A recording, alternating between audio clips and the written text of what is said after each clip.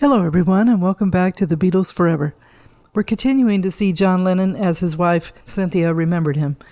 So it's beginning in Beatlemania in this episode. In September of 1963, the Beatles had a top-selling LP, Please Please Me.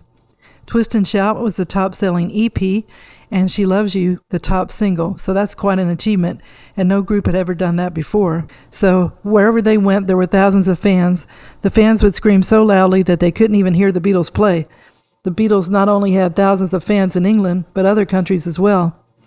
So it was a funny thing to them, but it was also overwhelming and scary, and now they couldn't go to a pub or walk down the street.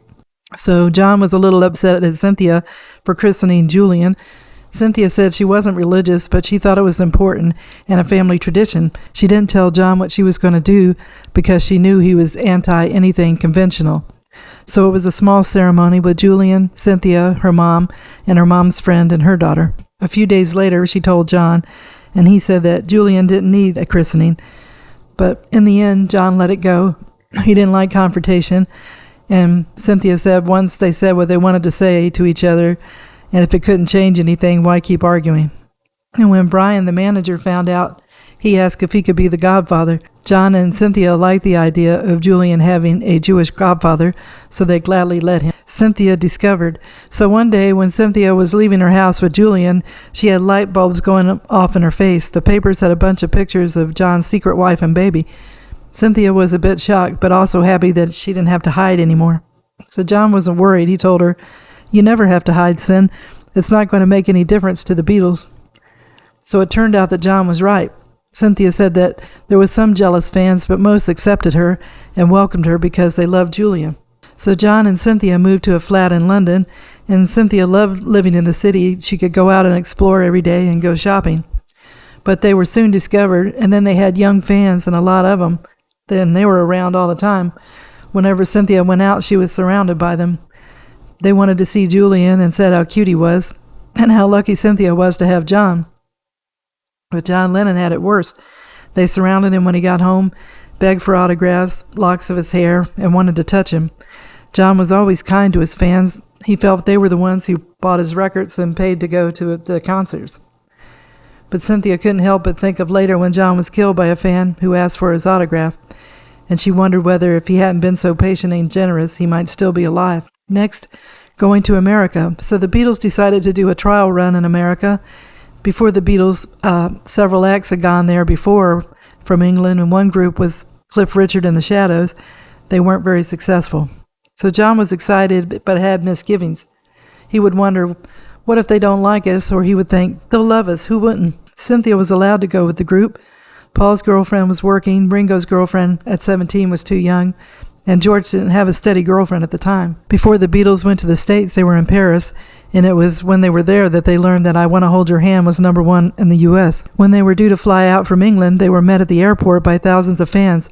The girls were screaming and crying, and then they held up banners that said, "We love you, Beatles." They had a lot of police linking arms to keep the girls back. On the plane ride, it was like a party, and then they felt kind of sick too. And when the plane landed and they looked out the window, they couldn't believe it. There was like 10,000 fans out there singing, "We love you, Beatles, yes we do." So then they went to the airport to answer questions from the press, and after that they went in plush Cadillacs to the Plaza Hotel. And after the Ed Sullivan show, they went to Washington to the Coliseum. Cynthia watched from the wings. She said the crowd was so loud she couldn't hear the Beatles performing. All the Beatles were sad about that because they wanted the people to hear their music. So a disc jockey in New York named Murray the K took them all out. He was dressed in skin-tight trousers and a cowboy hat, and they went to the Peppermint Club. They were protected from the fans, and then they danced and drank the night away. Ringo was a good dancer, and he was out on the floor most of the night. After 2 weeks, though, everybody was getting homesick. They loved how things went in the U.S. The bad part of it was being stuck in the hotel room and then prodded and pushed, and it was easy to see that wasn't any fun. But they missed their girlfriends and home foods like bacon buddies and proper tea.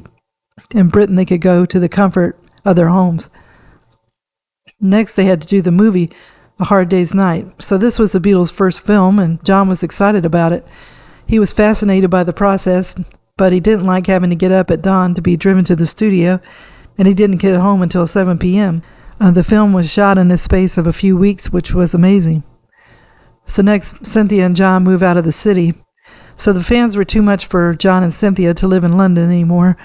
They talked to their accountant about buying a home, and the accountant lived in Weybridge, Surrey. So when John and Cynthia saw the area, they liked it. So London was close by too, which was a plus. So they found a place called Kenwood, a 16-room mock Tudor home in the exclusive St. George's Hill estate. So Cliff Richard and Tom Jones lived in that area too. It was acres of woods, fields, and homes in discrete areas. They bought the home and lived in the attic while they had an interior decorator redo it. And they also, John wanted a swimming pool put in, so they were having that done at the same time. The designer they picked to do the home, they let him have carte blanche. So some rooms they liked, but some rooms they weren't thrilled with, and others they wouldn't have chosen if they had done it themselves. So they had to live in the attic for 9 months.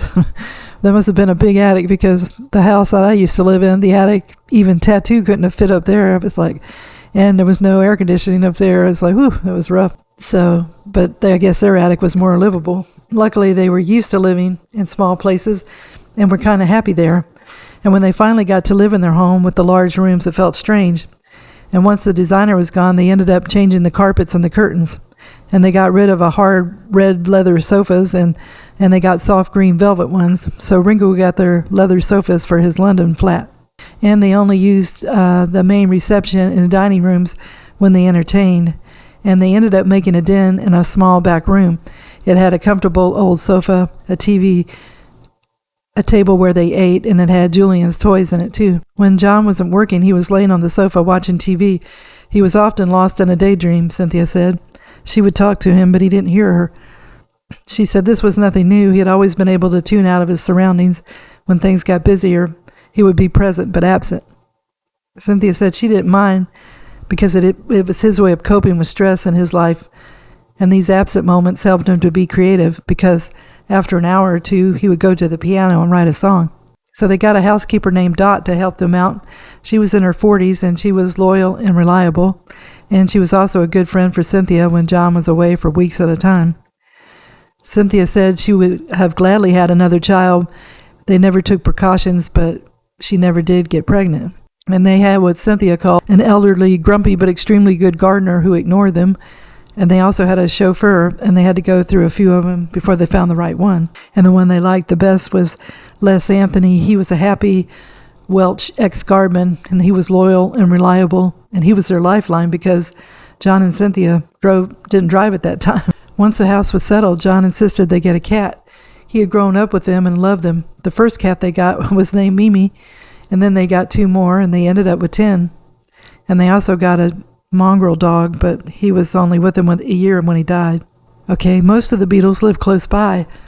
Not long after John and Cynthia moved to Kenwood, George and Patty bought a house in Esher, and it was only a few minutes down the road. And Ringo and Maureen bought a place in Sunny Heights, and that was just 5 minutes from Cynthia and John. So I'll end the video here. We see the good and the bad things about having success. And in this episode, there were more pluses than negatives. They got to get the things they always wanted. They bought a new home away from the frantic fans and made the place their own.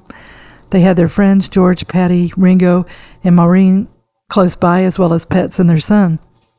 So going forward, we'll see what happened to end their paradise. So I hope everybody enjoyed the video. And if you did, if you could give it a thumbs up, that would be great. And also, if you haven't clicked on the notification bell, it would be good if you did. And that way you could be notified whenever a new video is ready to view. So I hope everybody's been having a good day.